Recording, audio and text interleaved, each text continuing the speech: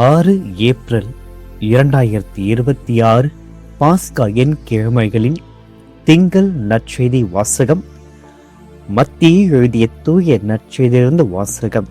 ஆண்டவரை மாட்சி உமக்கு. அதிகாரம் 28, இறை வசனங்கள் 8-15 முடிய. அக்காலத்தில் கல்லறையில் இயேசுவை காண வந்த பெண்கள் கல்லறை விட்டு விரைவாக புறப்பட்டு சென்றார்கள்.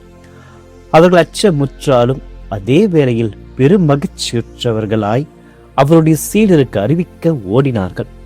திடீரென்று இயேசு அவர்களை எதிர்கொண்டு வந்து வாழ்த்தினார். அவர்கள் அவரை அணுகி அவர் காலடிகளை பற்றி கொண்டு பணிந்து நின்றார்கள். அப்பொழுது இயேசு அவர்களிடம், அஞ்சாதீர்கள், என் சகோதரரிடம் சென்று அவர்களை கலிலேயாவுக்கு போகுமாறு சொல்லுங்கள், அங்கே அவர்கள் என்னை காண்பார்கள் என்றார்.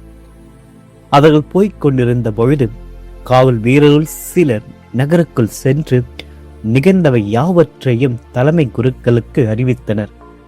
அவர்கள் மூப்பர்களுடன் கூடி கலைந்து ஆலோசித்து அப்படை வீரருக்கு மிகுதியாக பணம் கொடுத்து, நாங்கள் தூங்கிக் கொண்டிருக்கின்ற பொழுது இயேசுவின் சீடர் இரவில் வந்து அவரது உடலை திருடி சென்று விட்டனர் என சொல்லுங்கள். ஆளுநர் இதை கேள்வியுற்றால் நாங்கள் அவரை நம்ப செய்து நீங்கள் தொல்லைக்கு உள்ளாதபடி பார்த்து கொள்வோம் என்று அவர்களிடம் கூறினார்கள். அவர்களும் பணத்தை பெற்றுக்கொண்டு தங்களுக்கு அவர்கள் சொல்லிக் கொடுத்தவாறே செய்தார்கள். இந்நாள் வரை இந்த வதந்தி யூதரிடையே பரவி இருக்கிறது. ஆண்டவரின் அருள்வாக்கு. கிறிஸ்துவே உமக்கு புகழ்.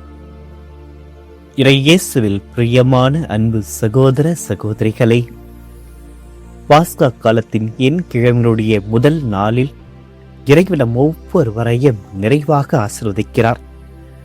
இன்றைய பாஸ்கா காலத்தினுடைய மகிழ்ச்சியை நாம் தியானிக்கின்ற மிக முக்கியமான ஒரு உண்மை இயேசுவினுடைய உயிர்ப்பு. இந்த உயிர்ப்பு ஒரு சம்பவம் அல்ல, அது மனித வாழ்க்கையின் ஆழ்ந்த அச்சங்களையும் துன்பங்களுக்கும் சந்தேகங்களுக்கும் இறைவன் அளிக்கின்ற ஒரு பதில்தான் உயிர்ப்பு. மனிதன் இறப்பு என்பது இயல்பாகவே அச்சத்தை உண்டாக்குகிறது. உயிரோடு இருந்த ஒருவரை நாம் பயப்பட மாட்டோம், ஆனால் அவர் இறந்த பின் அச்சம் நம்மை ஆட்கொள்கிறது. இதே அச்சம் இயேசுவின் சீடர்களுக்கும் இருந்தது. அவருடைய இறப்பு அவர்களை உடைத்து விட்டது. எதிர்காலம் இருளாக தோன்றியது. ஆனால் அந்த அச்சத்தின் நடுவில் சில பெண்கள் அன்பினால் தூண்டப்பட்டு கல்லறைக்குள் செல்கின்றனர். அங்கே அவர்கள் என்ன கண்டார்கள்? வெறும் கல்லறை.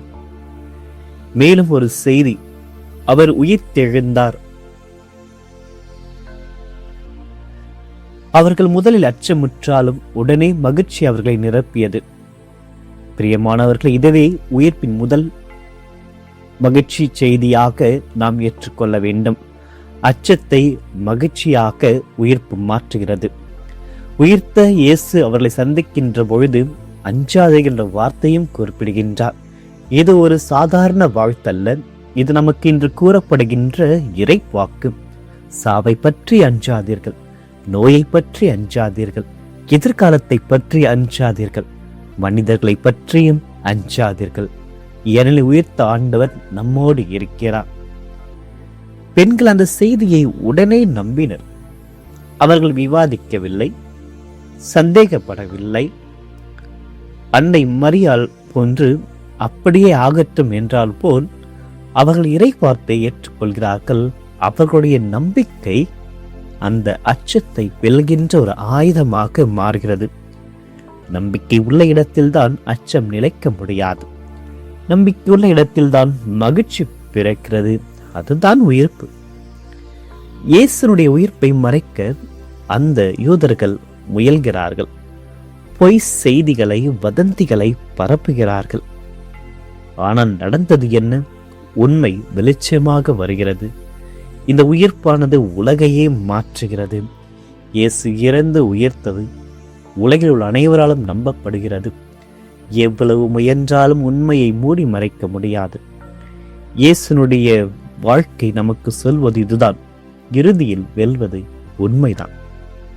சிலுவை ஒரு தோல்வியாக தோன்றியிருக்கலாம், ஆனால் அது மீட்பினுடைய வாசலானது என்பதை நாம் உணர்ந்து கொள்ள வேண்டும். ஒருபொழுதும் சிலுவை தோல்வி அல்ல. நம்புகிறவருக்கு சிலுவை ஒரு ஜெயம், ஒரு வெற்றி. அதே போல்தான் நம்முடைய துன்பங்கள், இழப்புகள், நம்முடைய கண்ணீர்கள், இவைகள் எல்லாமே ஆண்டவருடைய கரங்களில் வெற்றியாக மாறுகிறது. இயேசு தன்னுடைய உயிர்ப்பை முதலில் பெண்களுக்கு வெளிப்படுத்துகிறார்.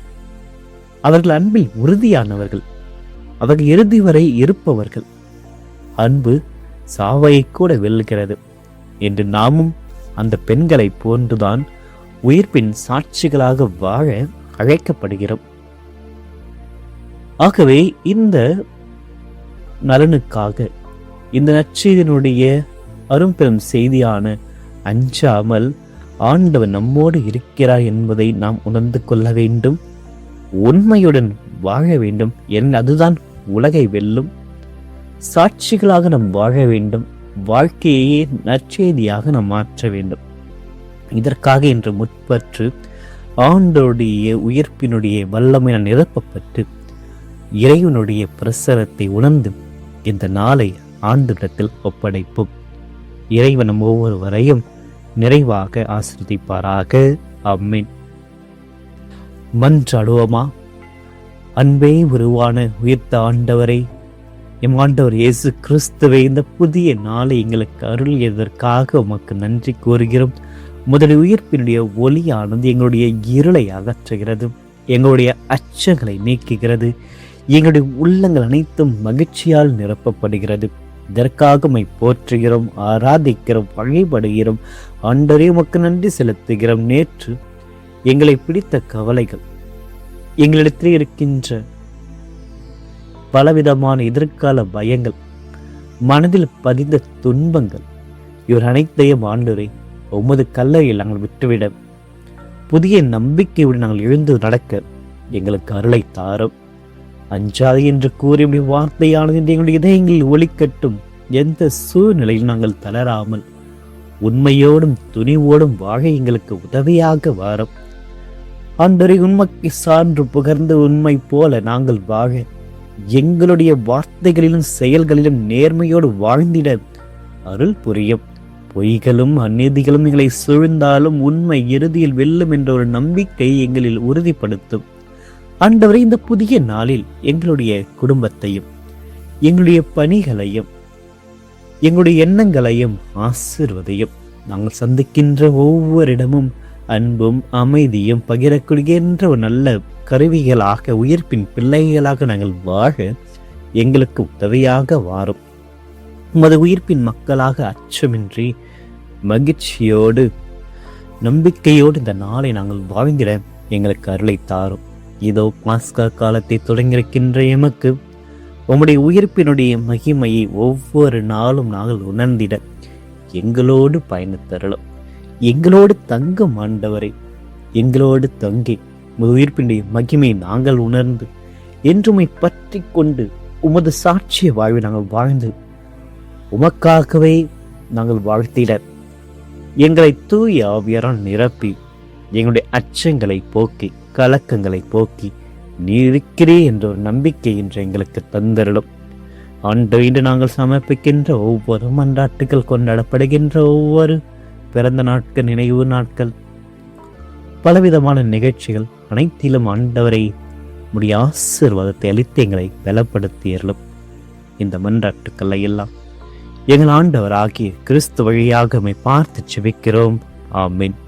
இல்லாமல் இறைவன் தந்தை, மகன், தூய ஆவியார் ஒவ்வொருவரையும் நிறைவாக ஆசீர்வதிப்பாராக. ஆமென்.